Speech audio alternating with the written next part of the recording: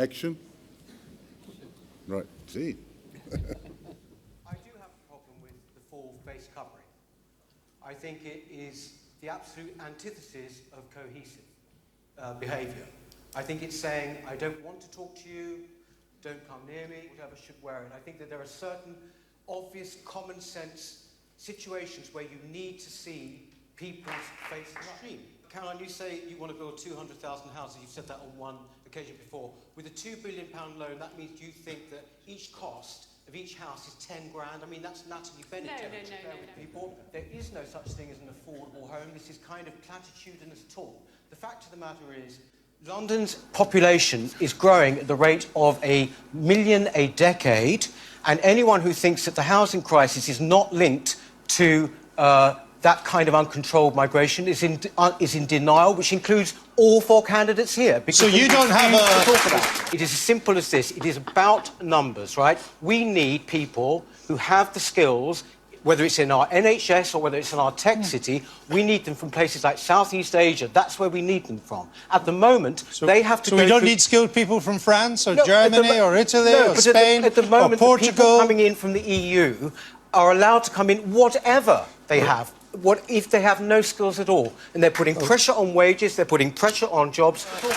Back 10 years ago, everyone in the city was saying, oh, in the city, if we don't join the euro, well, that's it. Everyone's going to move to Frankfurt and Paris. It didn't happen. It didn't happen. If I could answer the gentleman's question there are a lot of lies going around about what's going to happen to London. First of all, people who are here from the EU will not have to go back, and you know it. It doesn't work that way. It's as simple as that. Ladies and gentlemen, the man who needs no introduction, the group leader for the London Assembly and the party's culture spokesman, Peter Whittle. Well, good morning, ladies and gentlemen. Well, I feel very happy, don't you, this morning? I'd like to start, actually, by congratulating our new leader, Diane James, on what's been a tremendous victory. Thank you.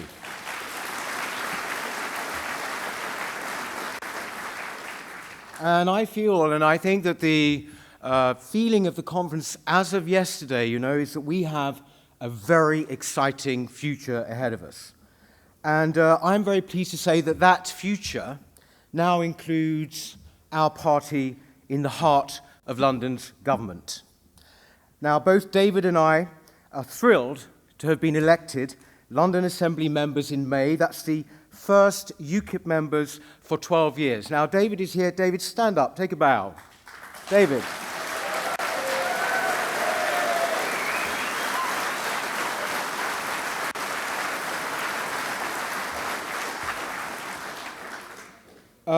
I would like to thank everybody, actually, who came to help us with that campaign. It was actually a great campaign in London. It really worked. And also, this is the first chance I've had to properly thank everybody here who helped in all various different ways, whether it was campaigning, putting out leaflets, or indeed supporting us financially, who helped as well with our mayoral campaign. Because in terms of media coverage with that mayoral campaign, that was a bit of a turning point for us in London. There's no going back now. And also, whether it is in terms of a first or second preference, because this is the way it works with the London mayoralty, nearly 250,000 Londoners put their cross by UKIP.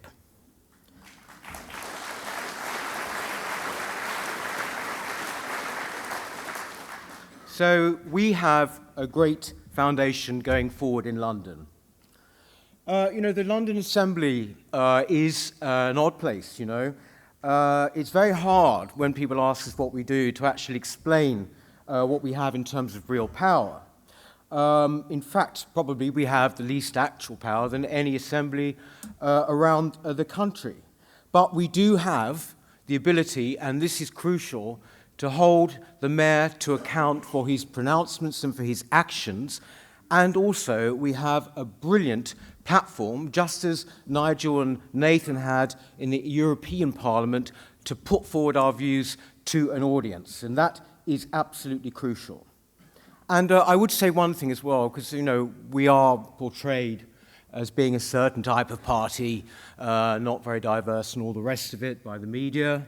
We hear this all the time. Well, you know, here we are, a black guy and a gay guy. We are the most diverse party in London.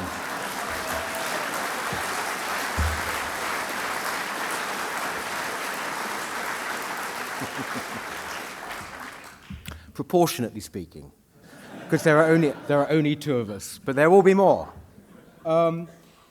We've firmly established ourselves, I think, in the Assembly in speaking up for the concerns and the beliefs of our voters in London.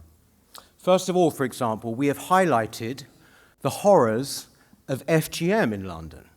Do you know there are 4,000 cases in London of female genital mutilation and still not one prosecution, and it is appalling.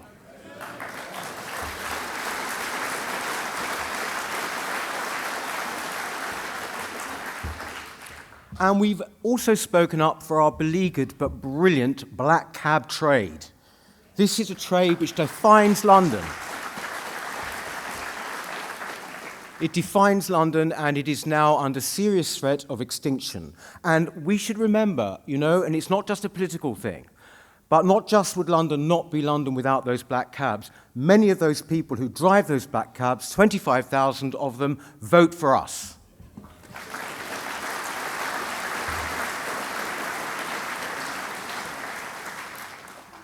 And also, we have spoken out very loudly against the dangers to freedom of speech, which comes with the growing obsession with hate crime. The mayor is starting up a new hate crime hub for online hate crime. Now, whatever you think about hate crime, the fact is, increasingly people do not know what they are allowed to say, what they will be prosecuted for, what they will be reported for. We think this is one of the fundamental values of our party, that we have freedom of speech, and we have been putting the case for that in the Assembly.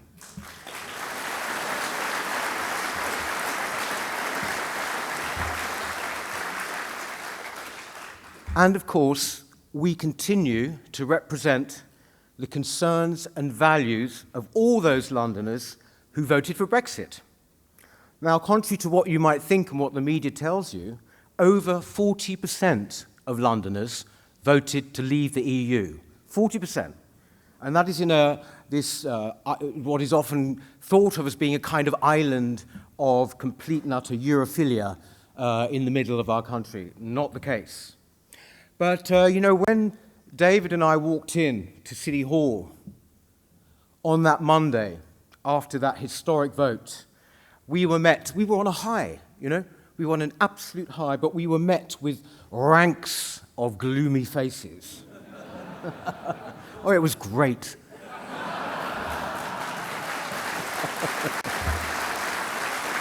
was. Do you know, it really was like being behind enemy lines. But, you know, we knew, as you know, that we were on the right side of history.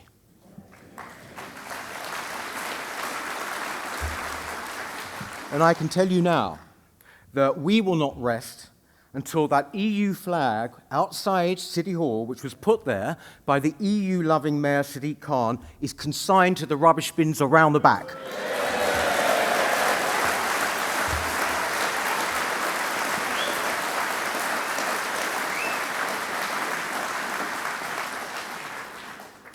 Now, I do appreciate and I do know that many of you are very wary now of London, or indeed maybe a bit hostile to it. I was born and bred a Londoner, and I adore the city. It's part of my character. But I sort of understand why, actually, you might feel that. For too long now, London has been used as a kind of stick to beat the rest of the country with. It's kind of been used as a benchmark for what all of Britain should be. Its media takes a pride in the city not being UKIP. I'm sure you all recognize the picture I'm drawing here. But despite this official narrative, the city has exactly the same problems as the rest of the UK. If anything, it's much, much worse. There is now a chronic overcrowding in London.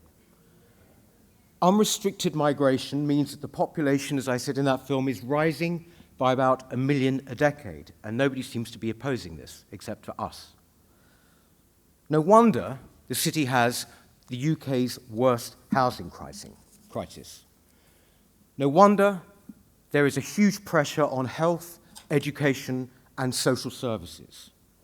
And no wonder that home ownership is now a virtual impossibility for young Londoners. Now, we are the only party who continues to speak out about the common sense reality of this situation. And I can tell you now that David has, no truck with this myth of what's called London exceptionalism. For that reason, I will continue to oppose the Mayor's efforts to get a top seat at the Brexit negotiations. For that reason, I will continue to oppose the efforts of the Mayor to take London further away from the country. And as a Londoner and as a proud UKIP man,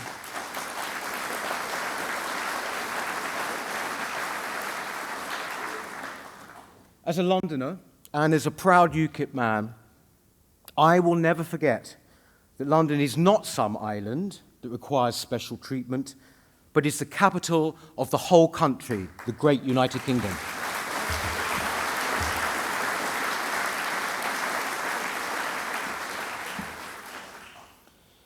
Now, the United Kingdom is entering a new era, as we've heard. But far from being a question mark over the future of our party, it is obviously also a new era for us too. Because I believe that far from being our end game, the Brexit vote has actually been our party's big breakthrough. Most voters can see that without us, this referendum wouldn't have happened.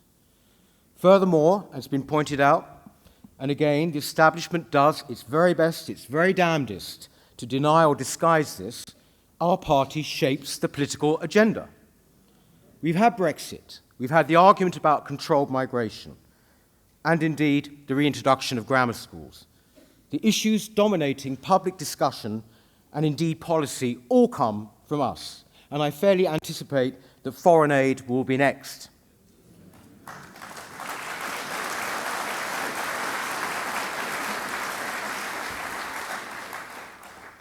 But ladies and gentlemen, the Brexit vote is profound in another, I think, very important way, which I think possibly we don't even appreciate quite yet. It has blasted a hole in the pantheon of so-called acceptable and approved views, a pantheon which has loomed over us for the past 40 or 50 years. For those of us who have spent our time opposing or questioning all those received ideas, this is indeed glorious to behold.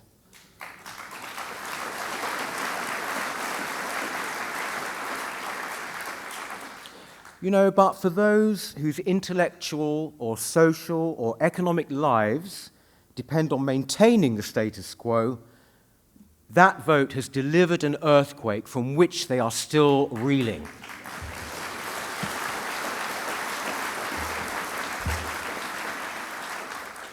So an earthquake brings about a new landscape. We have a new landscape. And where do we stand on that landscape?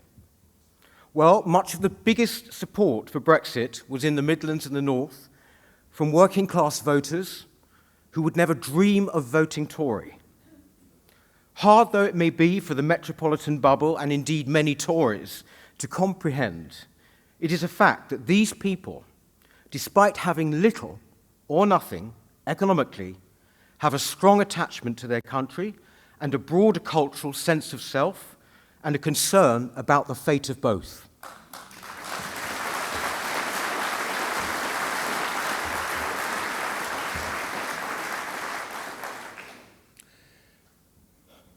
It's something I saw in my own parents and which once characterized the Labour Party, but which has now gone from it utterly, as was beautifully summed up in Emily Thornberry's contemptuous tweet of a flag-bedecked house.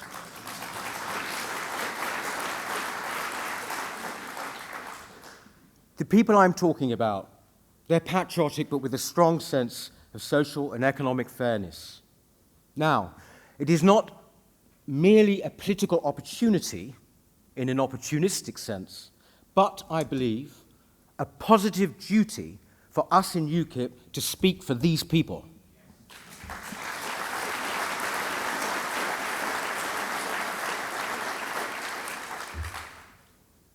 I believe that the greatest issues of our time are cultural ones. It is not just about money, the bottom line, or knowing the price of everything and the value of nothing. We in UKIP understand this better than any other political movement. So alongside being the party of proper migration controls, we must be the party that cares and talks not just about the economic effects, but also about the cultural effects of mass migration.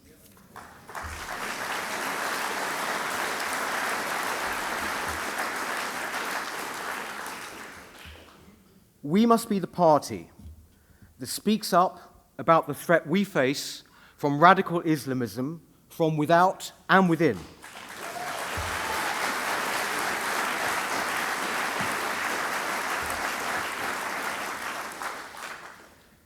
We must do this because the other parties are mute, either from fear or simple incomprehension.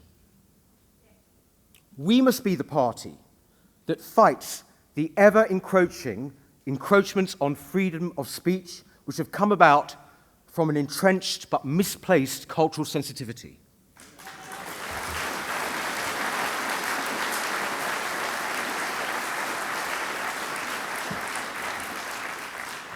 And we must be the party that stands not for a divisive doctrine of confidence-strangling multiculturalism, which has caused fragmentation and confusion, but for a country united under the same set of British laws and values.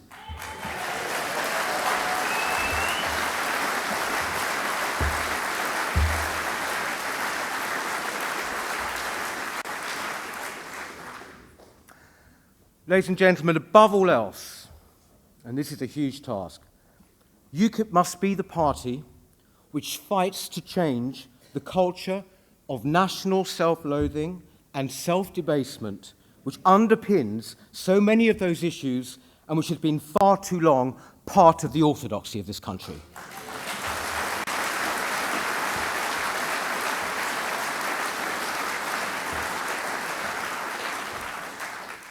As I said, this is a massive task, and one which at first sight is not easily translatable into policy. But at a time like this, when we face challenges to our values and indeed our security, it is vital that our belief in ourselves is strong.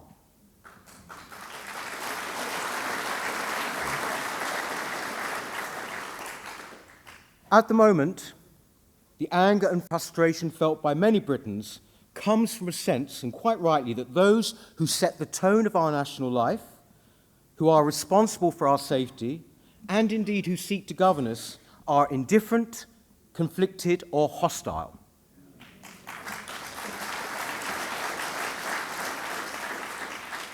Now, jovial understatement of that kind of traditional, humorous kind is quite one thing. But continual self-denigration to the point of nihilism is something else entirely. This outlook is so entrenched that we no longer even see it for what it is, but it emanates from the top down.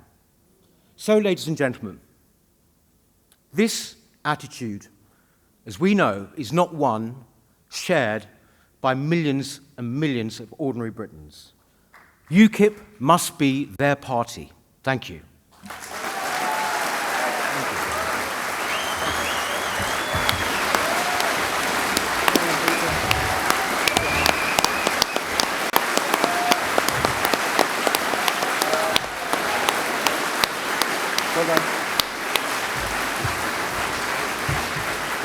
Well, Rosie's speech